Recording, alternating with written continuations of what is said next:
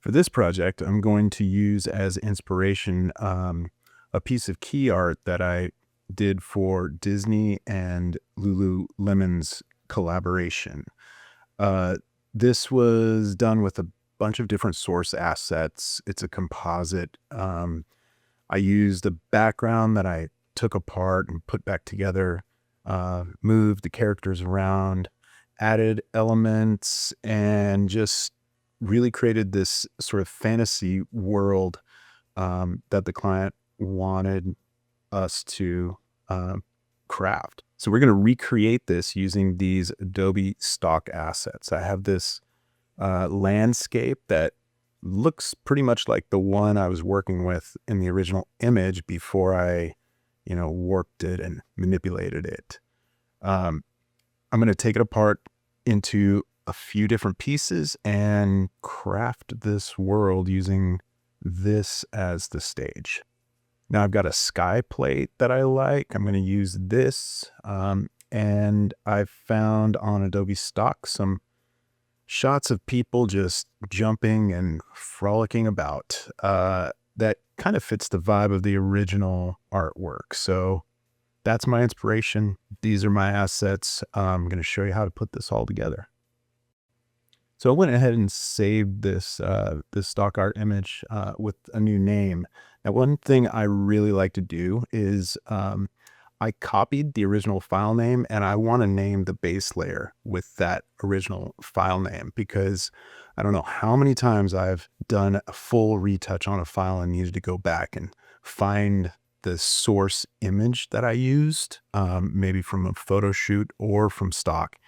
And if I didn't keep that image name handy, finding it, tracking it down again, was a real headache. So keep that in mind. That's a little pro tip for you.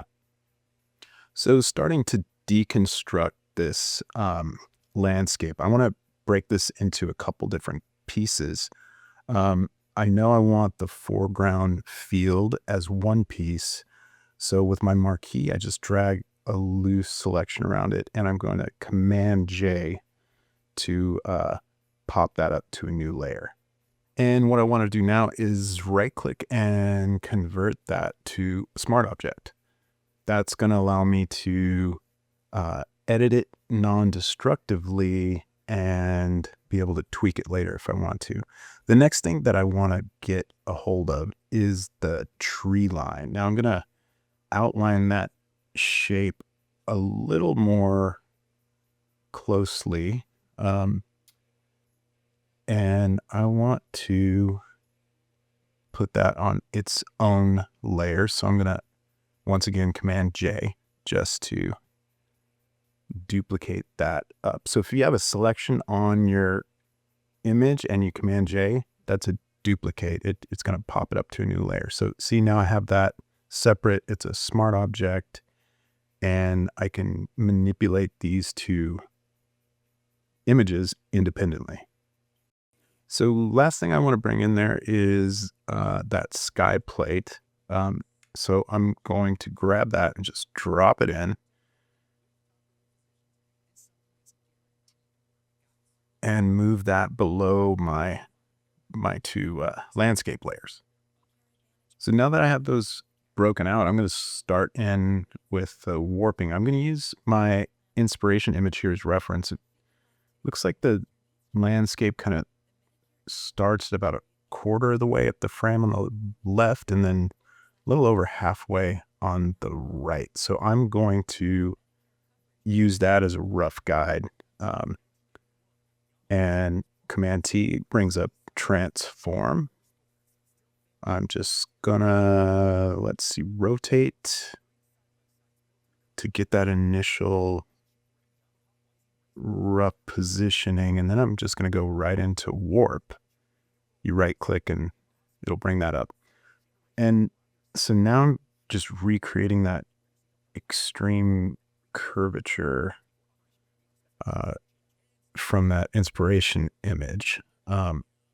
Just tweaking the handles. This is something that can take some getting used to, as to like what control does what?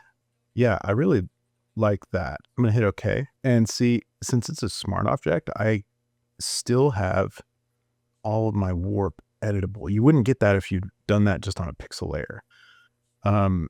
So one step I did that I actually don't like that I want to change. See, I got the ground in with the trees when I made that selection, duplicated it.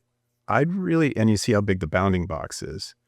I'd really like to be able to just warp the trees. So what I'm going to do is go into the smart object and I'm going to trim it down to just the trees with a selection. And then I'm just going to crop that.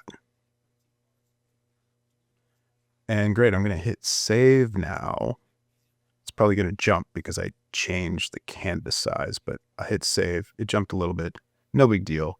But now you'll see I have that editable at the bounds of the, subject that I really want to manipulate.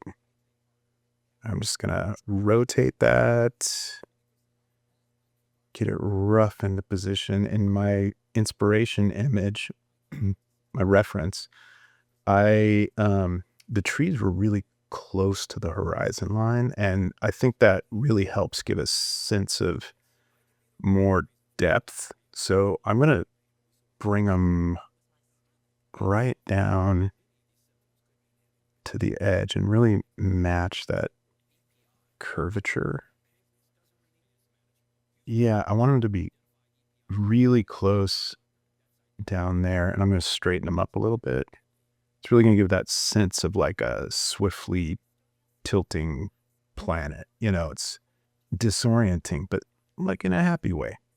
So yeah, that looks pretty good. I'm going to drag that down just a little bit more, give it a little bit more curvature. But that looks good. I like that. I'm going to hit enter. And now you can probably see why I wanted to do rough masking on this, but now I'm going to refine the masking. I use select subject, and that did a pretty nice job of giving me a good mask, but select subject on the grass didn't work so good. So how are we going to isolate that? I think the darkness of the trees are going to allow me to probably do a channel pull and make a mask from that. It looks like either green or red. I think green might be my best starting point. So I'm going to duplicate that channel. And I'm going to bring up a curve, Command M, and this is going to allow me to manipulate that channel. See, all the forest is in that area, all the grass is in that area, the luminance curve. So I want to drive those 2 points further apart from each other so that I can start working on an isolation for the grass. So I'm going to just grab the white point and bring that up and the black point and crank that down.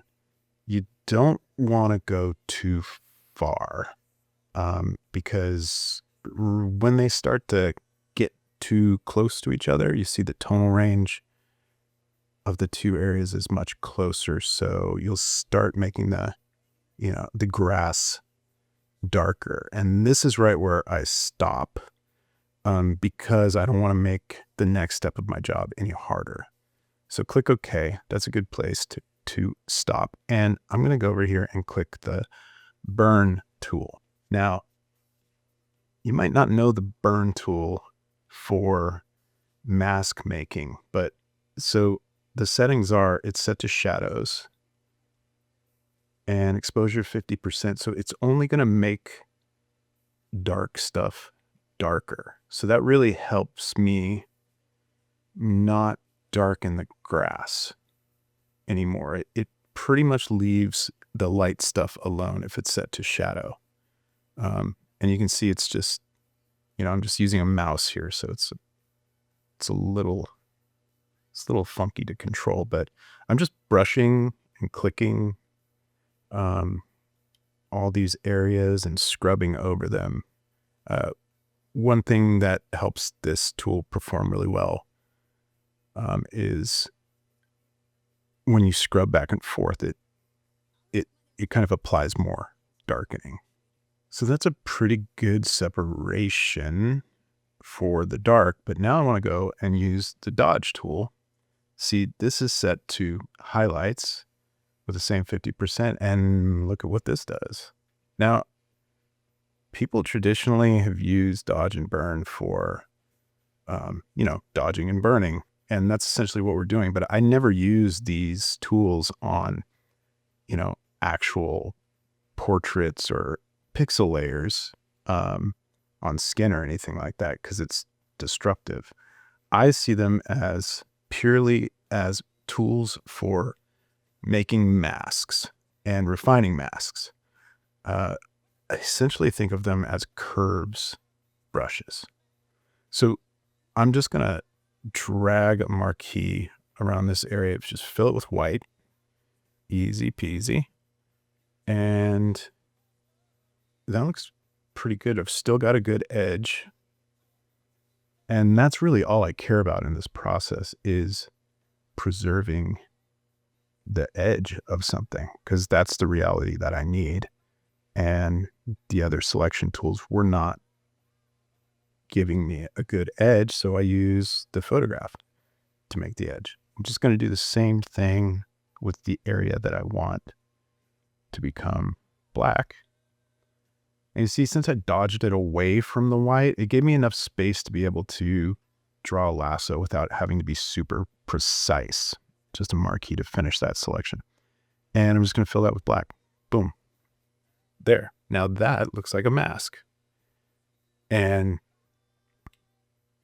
I'm going to command click on it to set it as a selection. And I'm going to add it as a mask to my foreground grass layer. And there you have it. Bada boom. There's still some funky stuff on the edges there, but I can deal with that. So next thing I want to do is convert this to a smart object, because I want to create a warp for the sky too. Yeah, I think it starts to look cool, really cool down there, but I want to really make that feel really interesting too. So that should really also emphasize the warpiness. See, that's way better. So let's do a little housekeeping here. Let's call that sky. Now, in terms of setting up the layers, so we can call this field for sure. And trees. So I want to create a group here. We'll call this group foreground. And I want this mask to be on that entire thing. But I want it to encompass everything. So just fill that with white. And now all of these are contained in this mask. So one of the things that I can do is, if I just want to adjust the trees on their own, I can just bring up a curve here and darken those trees if I want. Let's see. I want to darken it up because, see here in the reference image, the trees are a little bit darker, and they should be. That looks pretty good. but then the grass too. I like that. So I'm going to put the grass in its group.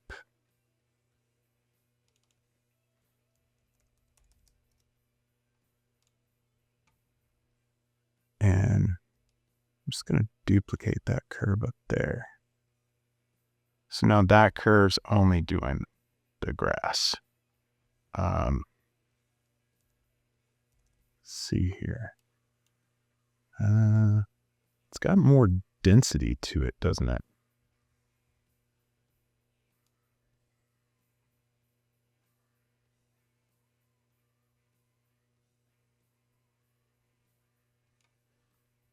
It's also a little, let's bring up a hue set. So it does see it as green. That's good. I think it is a little bit more yellowish and a little bit less saturated. We can always bring that back. I think the trees could actually use that too. So if I bring this up here, see, now I can affect the field and the trees separately,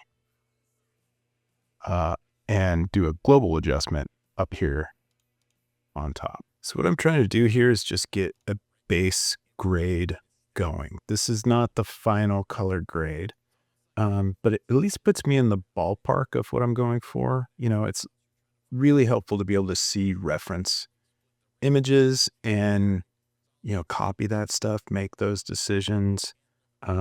And in this case, the only thing now that's really kind of off is the sky. The sky here is, it's a different hue. It's also quite a bit less saturated. So the last little general grading move I'm going to do here is on the sky. So I'll bring up a curve and a hue set. This is my standard build for when I'm going to do some color grading, is a curve and a hue set on top. That usually sets me up to be able to make all the changes I need to make. So I'm just going to desaturate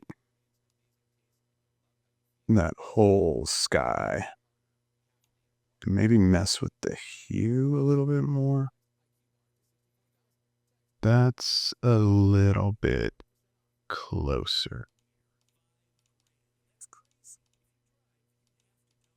All right, that's a good start.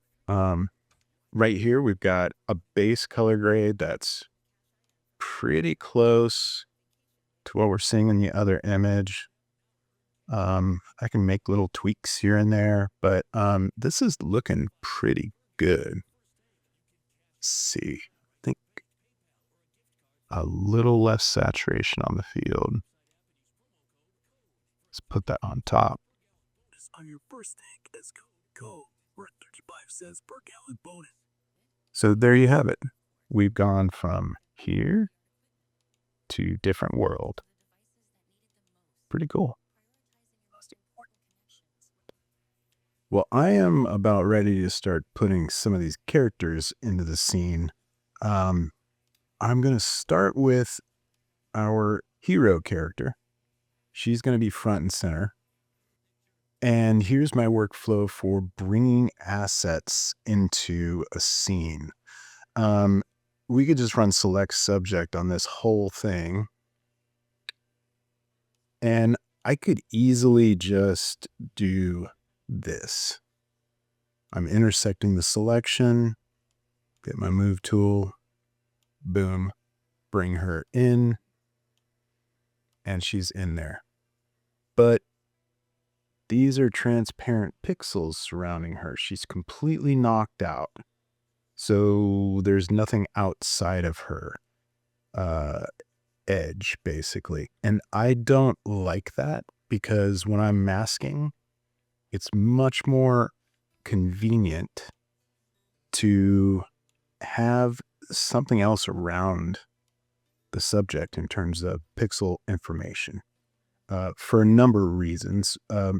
Number one is, adjusting the edge of your mask. If it's right along the edge of transparent pixels, it's essentially like you're double masking an edge.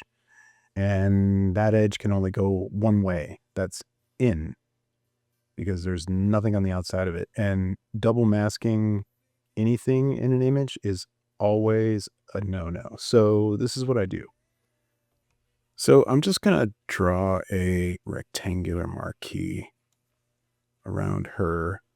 I'm going to make it kind of close to the edges here, but it leaves space around her. And I'm just going to Command J, pop that up to a new layer. I'm going to convert that to a smart object. And then I'm going to select subject again.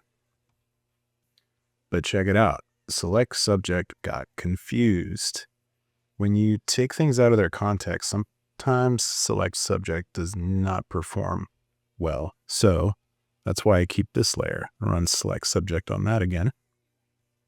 And I'm going to bring up my marquee, set it to intersect with the selection because I just want her.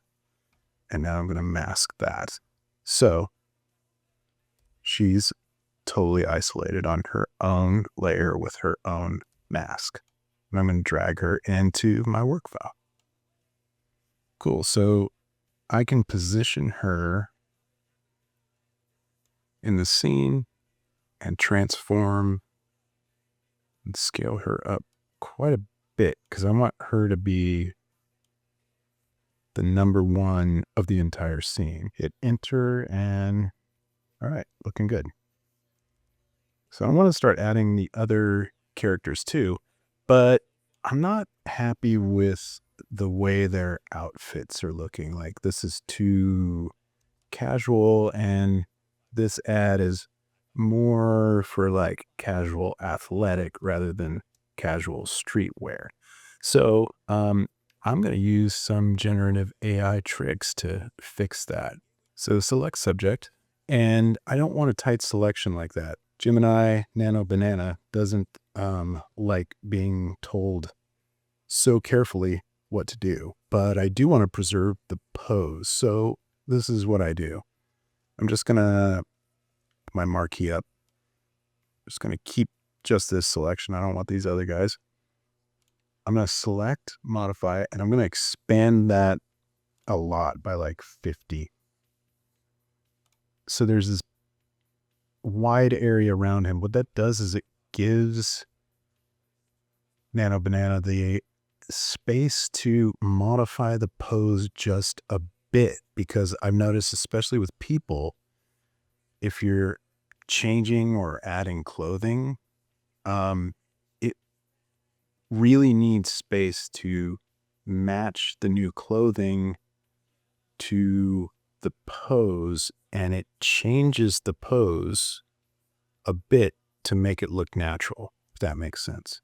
So I'm going to type change his clothes to an athletic track suit, dark gray. Keep everything else the same. And I'm going to highlight that because I'm a huge fan of typing and I know I'm going to use that prompt again. That looks pretty cool. So check it out. See what I mean? It did change him a bit. Oh, and look, I didn't give him enough space for the fingers. So the hand got cut off. But everything else I really am really happy with. That's really cool. I wonder if I can hack that together. Let's see.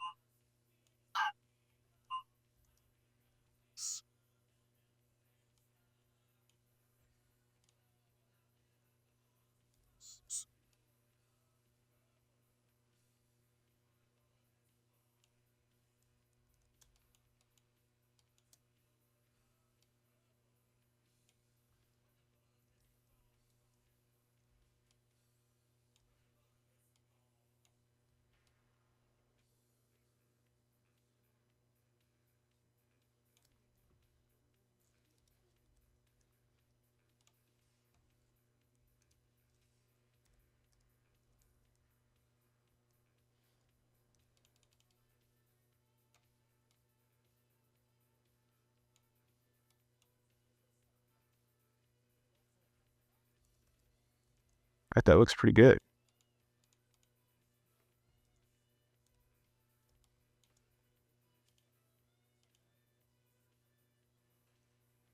I'm going to go with that and just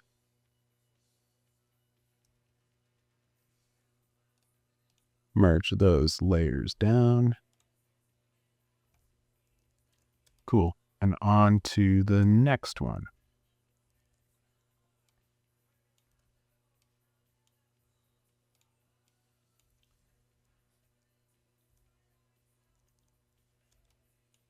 Okay, same thing. Select subject. I think she's got a nice pose. So I'm going to use the same workflow. Change her clothes to athleisure apparel. Keep everything else the same. See what we get. All right, that's cool. Let's get this guy going. Prepping for adventure or getting back to work, we have you covered with huge discounts on new trucks, SUVs, and electric vehicles. Best of all, every new Dick Hanna Ford comes with our no-cost lifetime powertrain limited warranty. Hurry and make the short drive to Sandy, Oregon and check out Dick Hanna Ford today. Dick Hanna Ford. Believe in nice. And a warranty not provided by manufacturer. See below for details. If you're drowning in IRS debt and can't afford once and for all, due to the financial hardship consumers are facing throughout the country, the Internal Revenue Service has made it easier to settle delinquent tax items that is curriculum has been established by many carriers for consumers to cope to see if they qualify. Check down this number.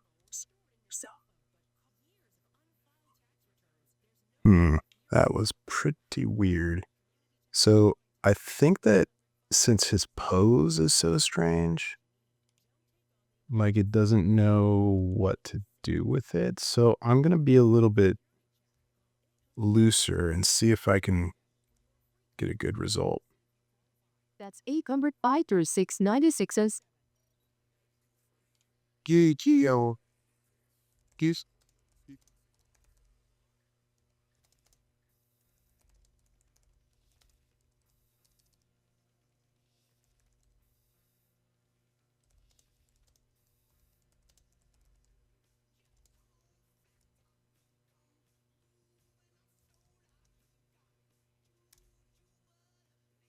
Wow, that's a lot better.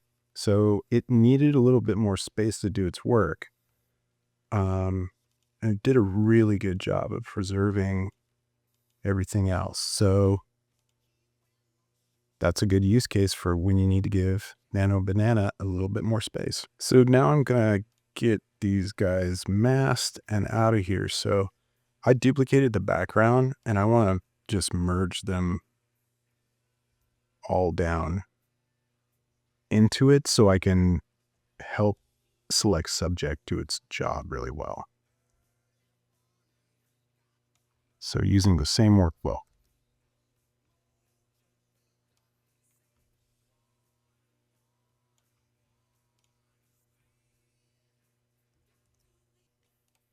Convert them to smart objects.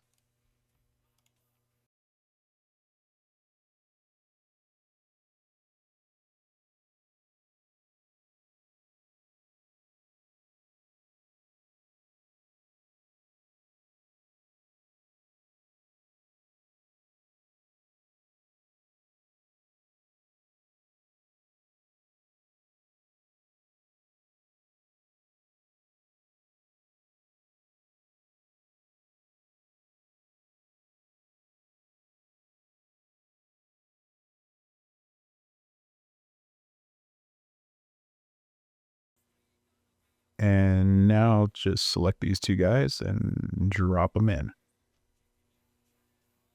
All right, so I'm going to work on a little bit of placement here.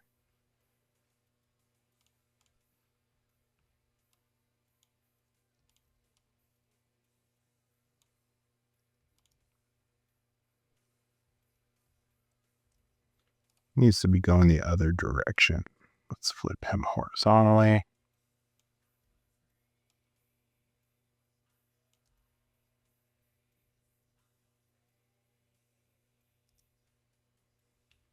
And again, I'm trying to get some synergy around this main star figure.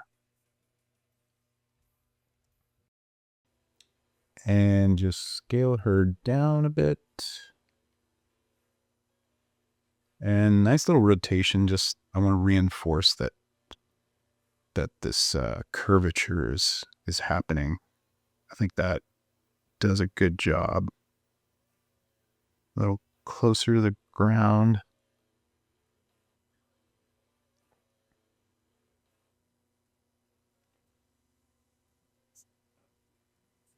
Yeah, I just want to create sort of a 1, 2, 3 effect.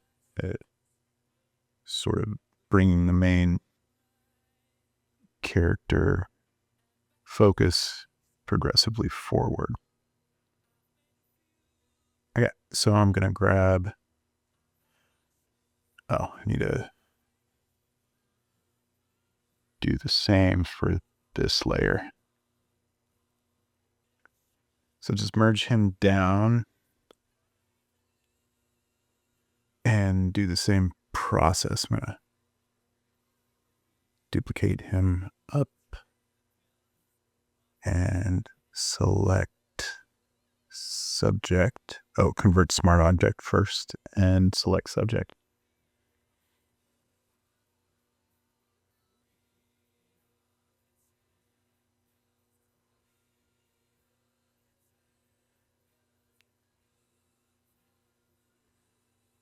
Okay, he is good to go.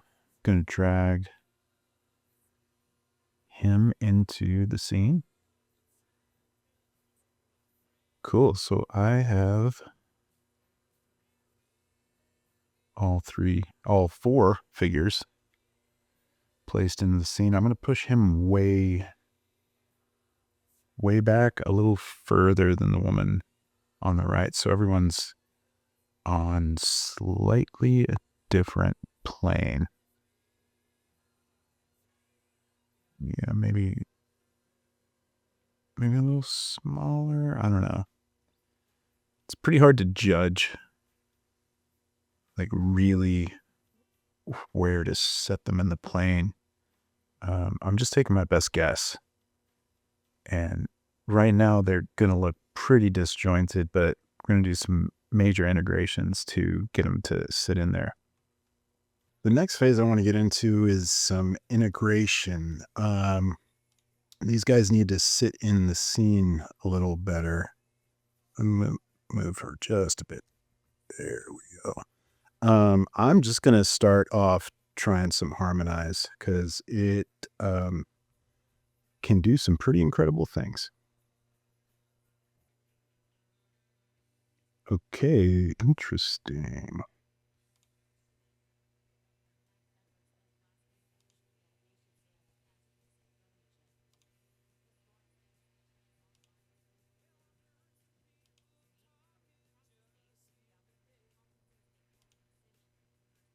It's doing some weird stuff with the colors on her.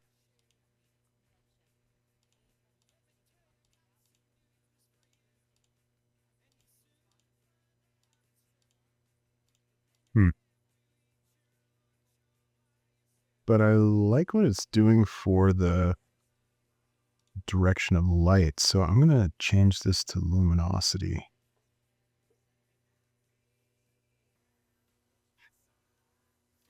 Yeah, so I don't want to see the shadow though. I don't like the shadow. So I'm going to just Command Shift G to clip the harmonize layer to her.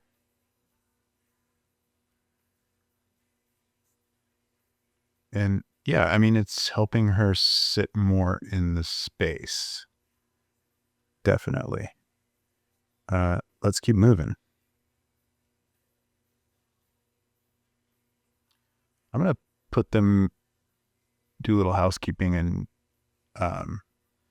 just name them by number and from left to right. So it's going to be easier for me to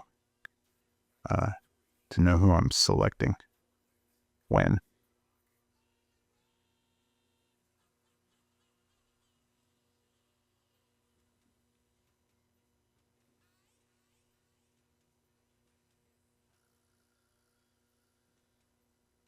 and come down here. I'm going to bring up a hue set because she's just too highly saturated right now. That's better.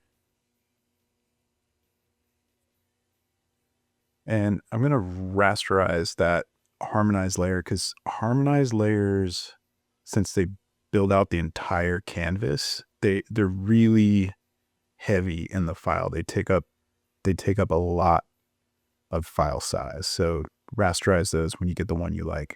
I'm going to try again for the next guy. Wow. Okay. Cool. Don't like what it's doing to the face, but that's what I usually expect to happen. It does a lot to really put him in that lighting space, but I almost always tone down my harmonized layer because it's usually just too strong and you don't really need all of that. So I'm gonna luminosity. Actually, I think the one where it actually turns him a little more blue in the shadows is actually a lot better, but I could bring that down to like 60. That looks pretty good. I'm just gonna paint it back. I'm gonna clip it, and wow, it's a weird mask.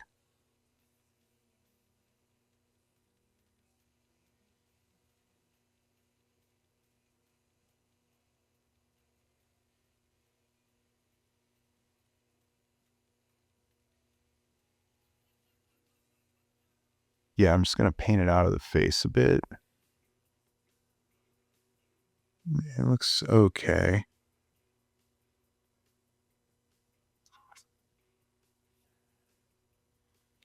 He definitely needs desaturation as well. So I'm going to bring up hue sat, drop that down. That looks better.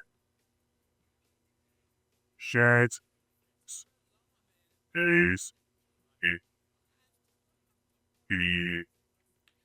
And so moving right along with our harmonized steps. Let's go. Cool. Okay. Let's check this out. That actually did a really, really good job. Wow. Shifting the lighting.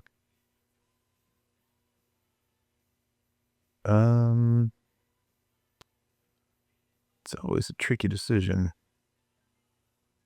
I think that looks pretty good. And I think it looks fine in normal mode. So I'm going to clip it down, and you know what? I think that it's just too dark. It's too heavy. So I'm going to try brightening the scene and see if I'm going to turn off some of these. Well, I'll leave that on. I'm going to turn off some of these brightening layers. Yeah, maybe those. And try the harmonize again and see if it gets a better result. Yeah, that looks better. So that's a good trick to remember for harmonize. If you don't like what you're getting, maybe it's too light or too dark, you can just go ahead and modify the lighting of the scene yourself and then see if you get a better harmonize, and then, turn your original layers back on. Yeah, that looks pretty good. Okay. I think that's nice.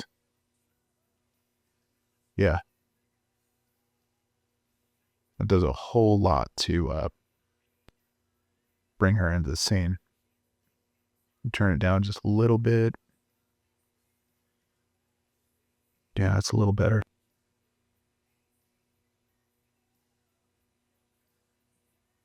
Gonna clip that down. And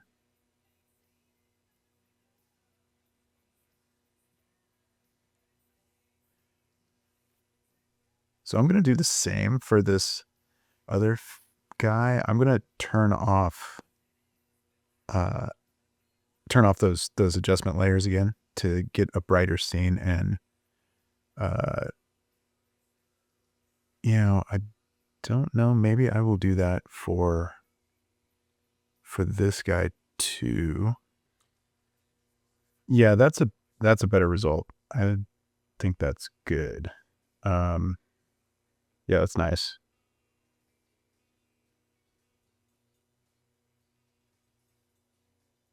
I think the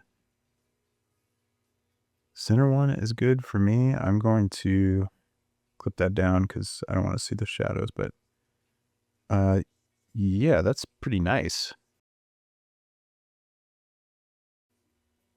And I'm going to move that up. Comparing the two. Yeah, I definitely like the new one better.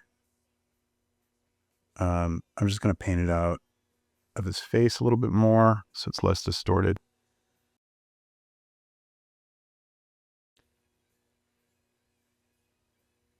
Yeah, and I think it also paints out of the face better too, because maybe the rest of the lighting wasn't too strong. And take it out of the hair too.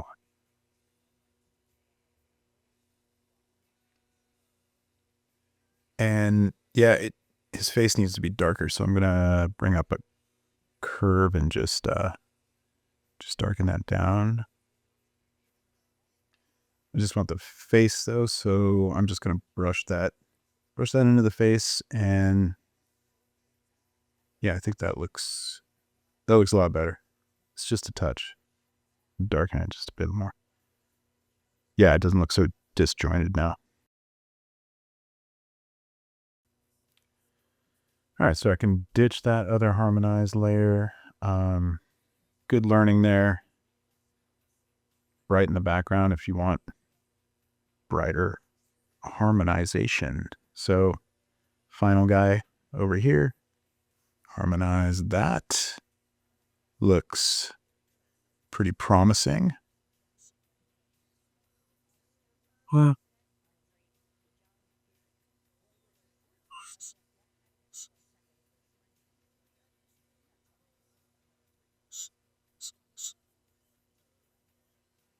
clip that down so I don't have to see the shadow. Um,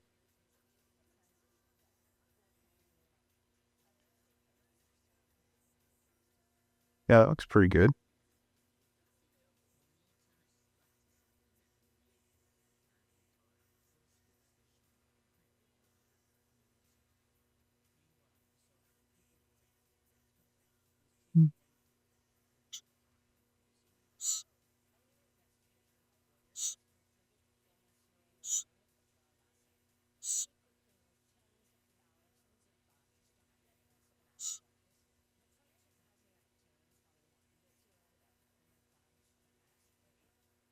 Ah, this it.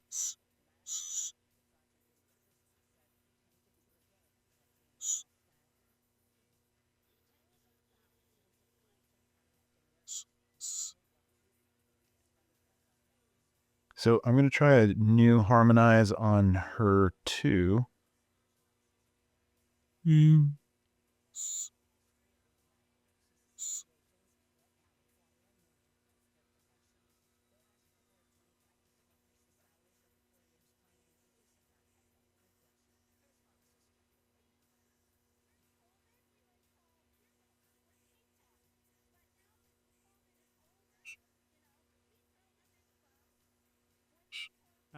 emanates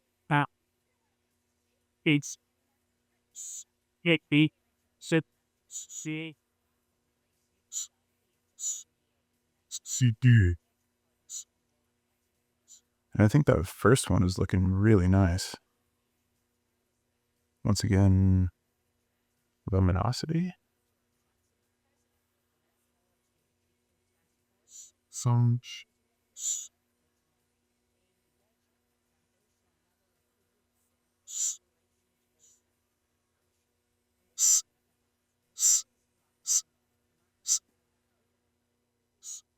yeah,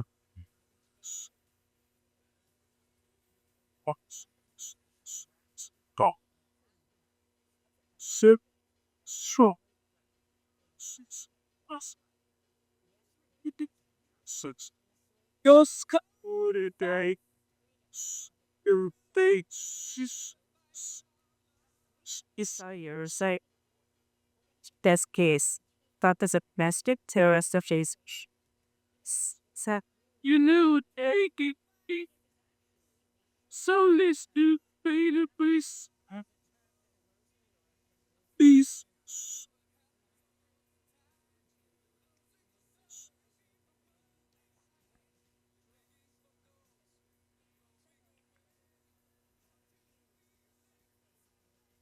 So what I'm doing here is I'm just basically combining those two harmonized layers because they both work.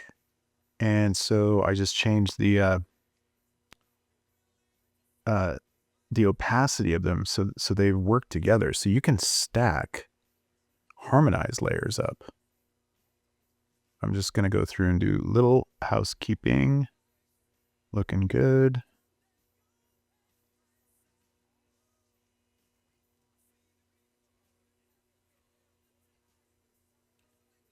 And rasterize that. Harmonize layer. Lighten my file size.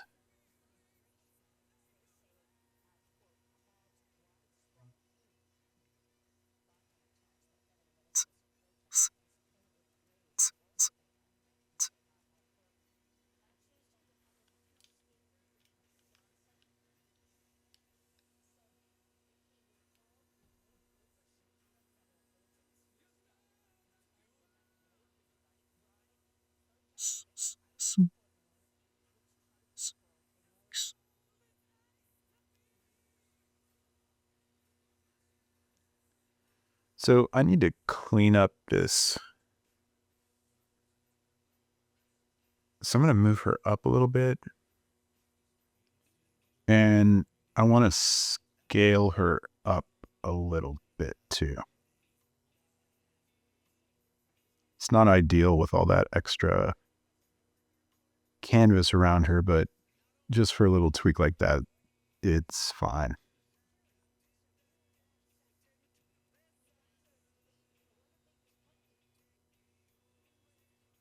So I'm going to clean up my layers.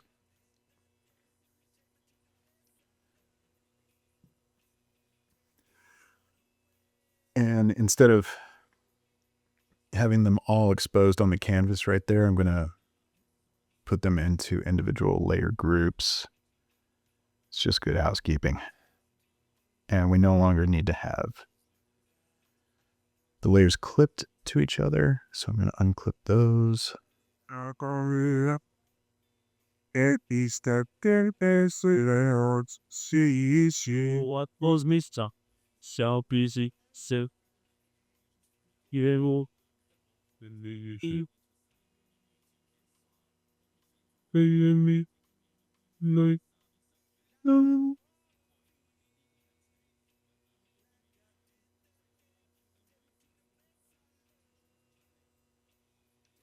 And turn back on those darkening layers. That's it. The land that's to the back. It's easy.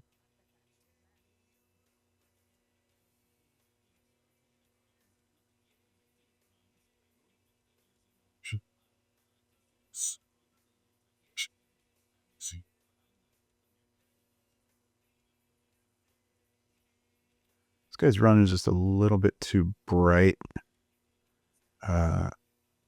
Let's see if I can just get him to sit in a little better.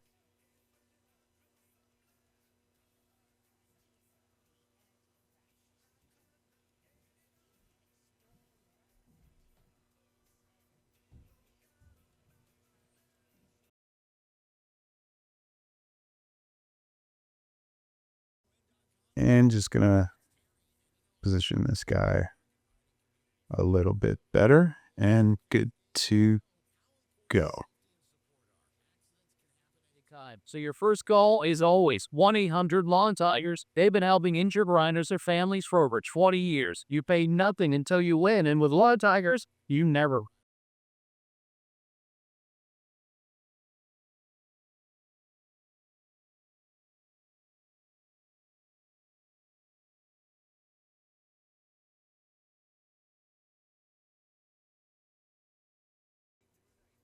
And you know what? She's looking still a little, I don't know, off to me. I starting to change my mind on this this double harmonize combination. I think the original one was better, so I'm gonna ditch that. Well, let you know if Faust shall. We're love easy.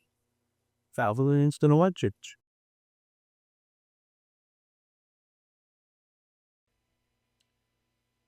Alrighty, well, it turns out I had a little bit of a technical glitch. When I was recording the last, I don't know, 20 or so minutes of this video, turns out my screen recording was not working. So rather than go back and do all that work over again for what seems like the 100th time, I'm just going to take you through the layers and I'm going to show you how I did everything. So what I've done is labeled everything that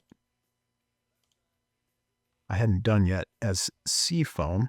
So you can see what the new layers are that I added, and I'm going to show you exactly how I made them, which is actually a good case study because instead of me fooling around with them trying to figure out what the right settings are, you're going to see what I landed on in the end.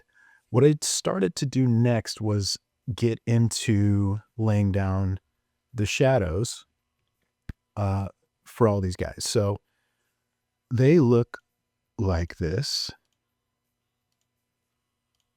Let's turn them all on. Turn them all off. There we go. So you notice there's a little space between them. So it just gives you a little bit of a feeling of like they're a little higher now, even. It reinforces that.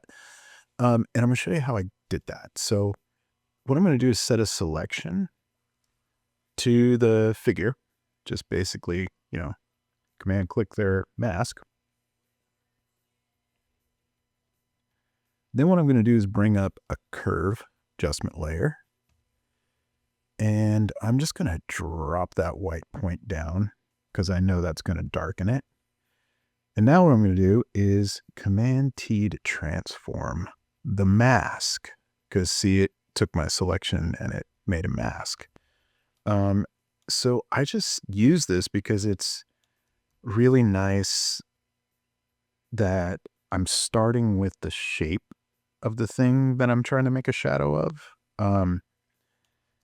And it's just a really quick way to get a good start on a shadow. So once I'm happy with the position and all the skewing, I can sort of flatten it out even more. Maybe bring that down. See how it like starts to feel more like it's on the surface of the grass. Hit OK. Now this is a commitment. Once you click OK, you go to try to transform that again, and the bounding box is going to be different because there's not really a good way to preserve the original mask here. But I don't really care because I can go back in and I can set a new one if I don't like what's happening with this one. And then I would bring up the feather a bunch like that. And then I can tweak with the curve itself to get, slightly different effect. So that's what I did in the shadows here. So let's take a look. So you can see there's a 10 pixel feather.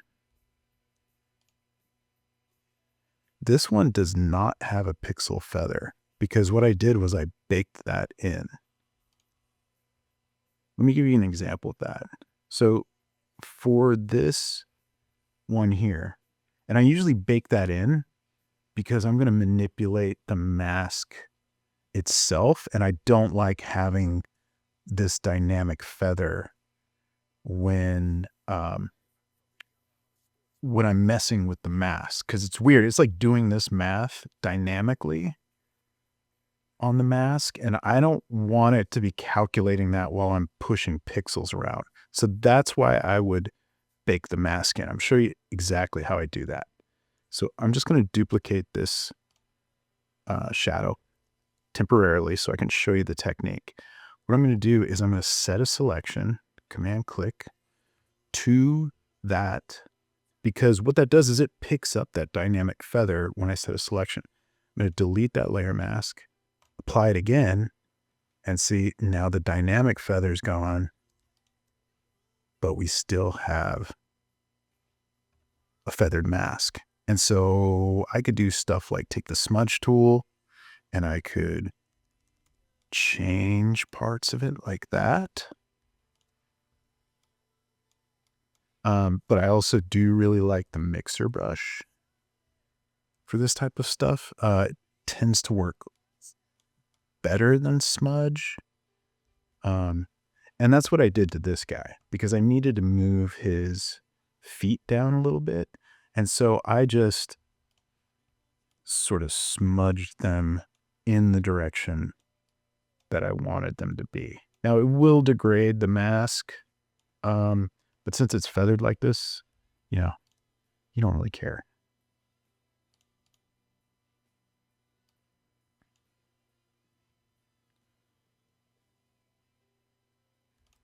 So yeah, just going through very, very simple. That's just a transform with the feather. Same with this guy. And we're just looking for these approximate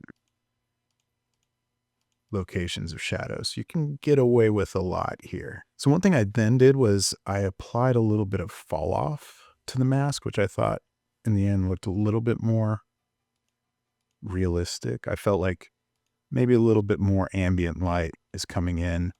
So I just really lightly with like a 20% opacity brush just came in and just brushed those back.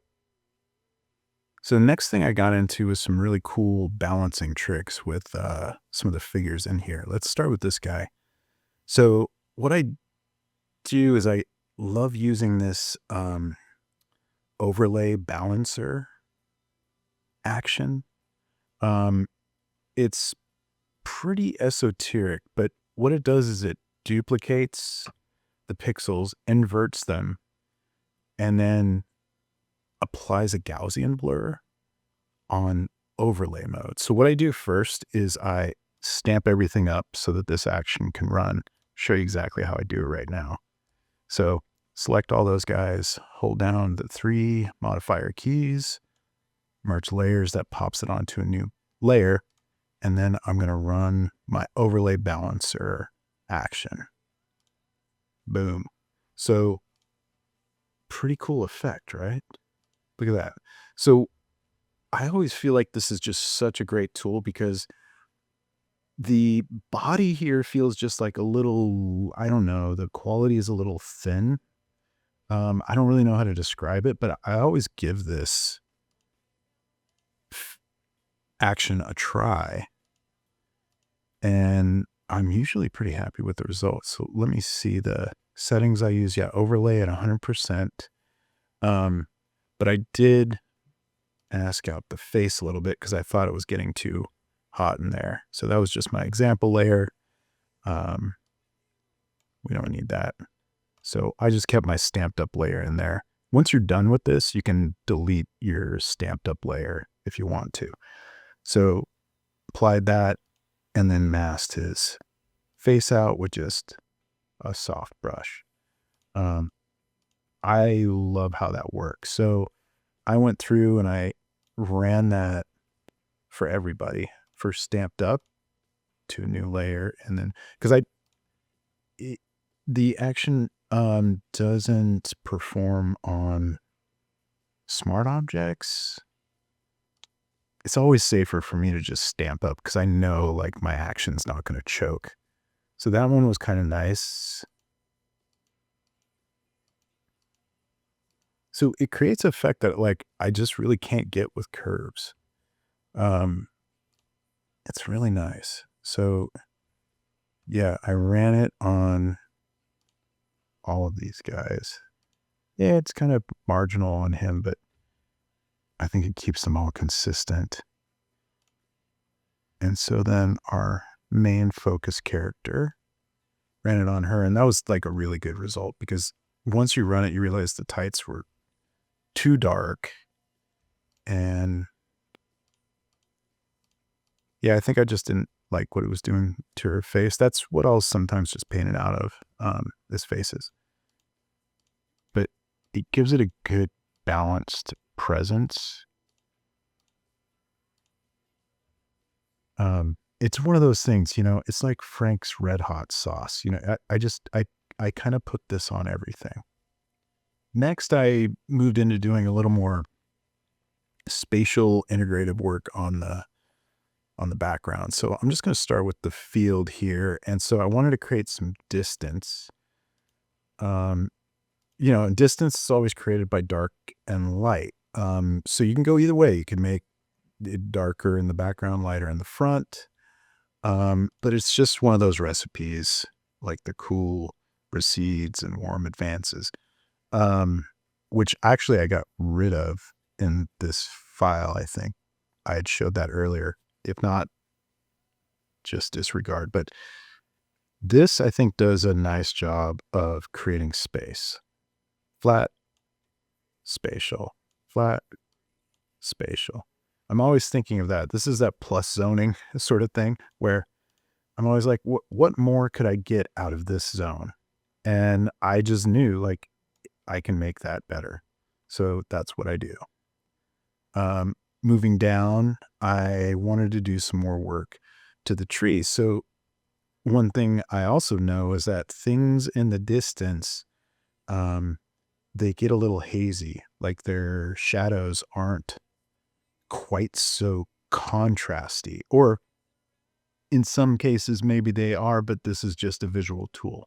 So I just, on this curve, just lifted the blacks. And you can see it just gives it a little haziness in the distance. And look how that like brings these guys in the background forward quite a lot, right? That's another easy tool you can always fall back on.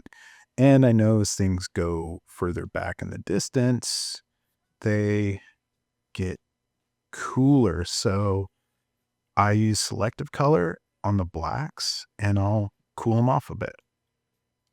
Just a touch, right?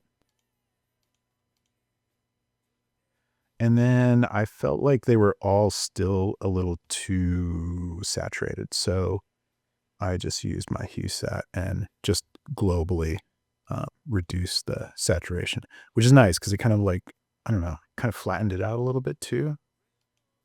So those three moves do a nice job of pushing those further into the background and bringing our characters further forward. The sky, I did some cool stuff. So I wanted it to have more of a gradation too. And so I just painted in this mask on a lightning curve where I lifted the black point. And then I painted in up here too, to just give her a little bit more sunshine, a little bit more focus forward. So see that increases the contrast around her face.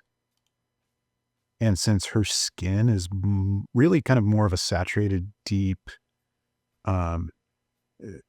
muted orange. Muting the blue behind her more creates more of a, like an active complement, because we don't want the blue to be the focus. We want her to be the focus. So I think that was a nice touch. Oh, selective color. So I wanted to warm the whole sky up a bit, but I don't want to like warm up the blues because that'll shift them green. So I used this selective color in the whites, and I just warmed the whites. And I think it's a nice touch. It warms everything up just a bit without shifting the sky into like a green. So next thing I did was, I'm going to go back into the characters here. I did some more integrative color work on them, just a few touches. And mostly I think it was, I just wanted to lift the blacks a bit too, because they're just a little heavy. I wanted to get a bit more of a split tone, which I think really helps. So just lifting the blacks a bit, not by much, but see how she just sits in the space a little bit better. And then I shifted, on her. Yeah, I just shifted the midtones, which that was a full-on experiment. It's kind of dramatic, but I don't know. I think it works. I was kind of thinking that like the blueness of the sky should integrate a lot more with people, her especially, and I think that does a pretty nice job. So I was feeling good about, and her in the background, I think I just lifted the black. Yeah, just lifted the black point just a bit. That just integrates her a little bit more, and she's also in the distance. It does help that her head is above the tree line too, which reinforces her.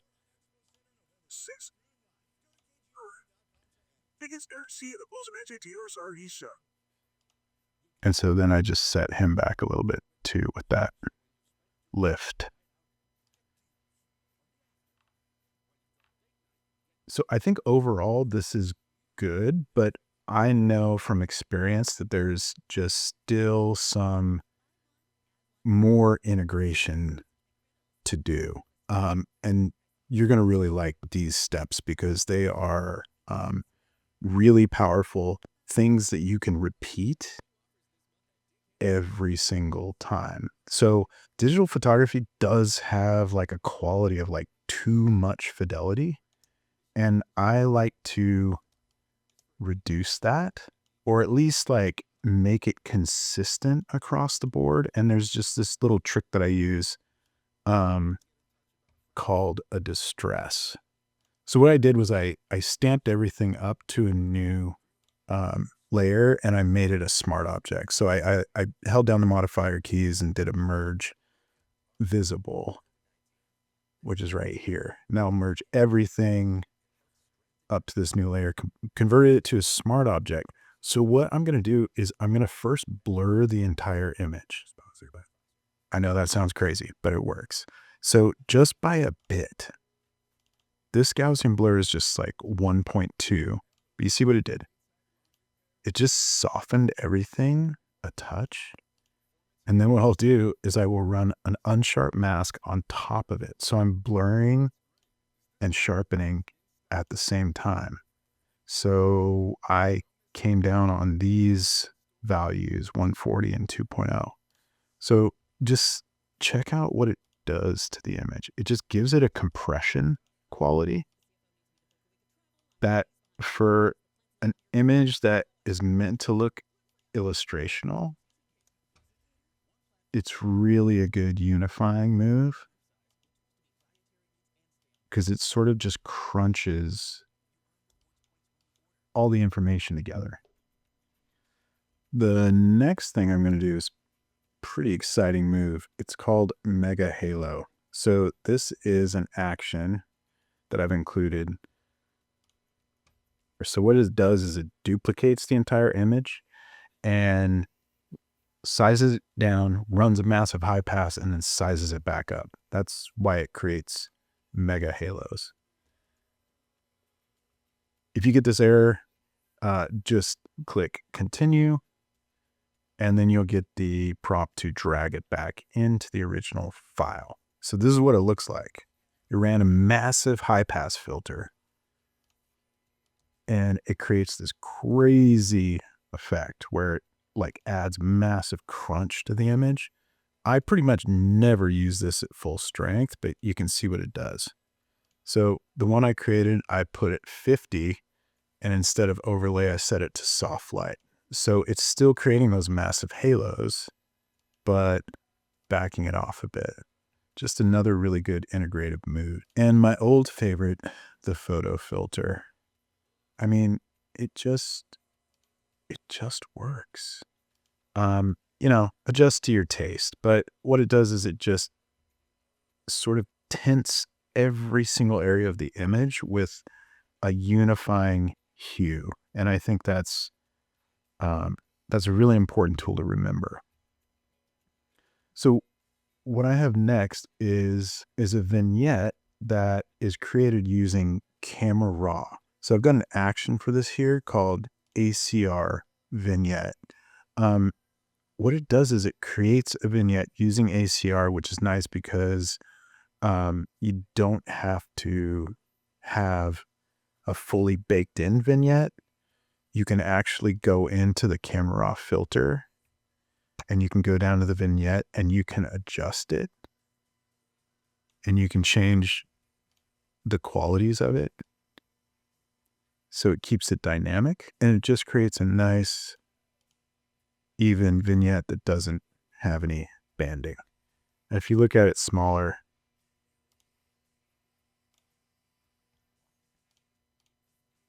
you can get a better look of how it like just really, brings focus to the center of the image. And then the final integrating pass is using the Camera Raw filter to create grain in the image. It's a little hard to see on screen cap, but it just adds a surface grain texture that unifies everything together.